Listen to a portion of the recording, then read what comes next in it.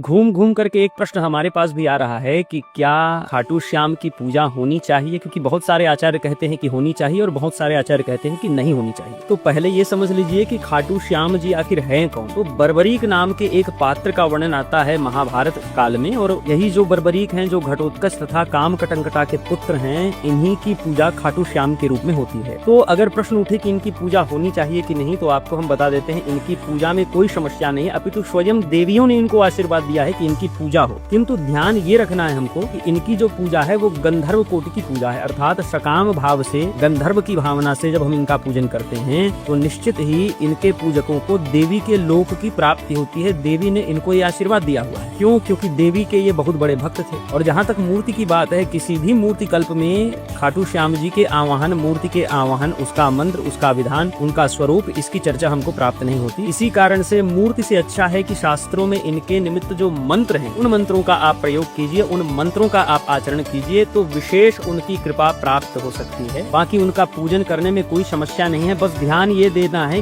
गंधर्व कोटि की पूजा, जिस प्रकार से भगवान शिव की पूजा में पुष्पदंत नामक गंधर्व की पूजा हो सकती है, उसमें समस्या नहीं, क्योंकि वो उनके गण थे। उसी प्रकार से देवी के गण रूप में उनकी पूजा हो तो ये अधिक सार्थक है। देवी से ऊपर मान करके उनकी यदि हम पूजा करेंगे, देवी से ऊपर, अन्य देवताओं से ऊपर यदि हम मान करके उनकी पूजा करेंगे, ये हम सब के लिए उचित नहीं हो सकता। अब ये चर्चा हो कि इसके प्रमाण किन शास्त्रों में वर्णित हैं, तो आपको यदि इसका प्रमाण चाहिए तो इसको हमने अपने सब्सक्राइबर विशेष लोगों के लिए संचित करके रखा हुआ है। तो इसका प्रमाण यदि आपको चाहिए तो तुरंत हमारी प्रोफाइल में जाइए, प्रोफाइल में जाकर के सब्सक्राइब बटन को क्लिक करिए इंस्टाग्राम में।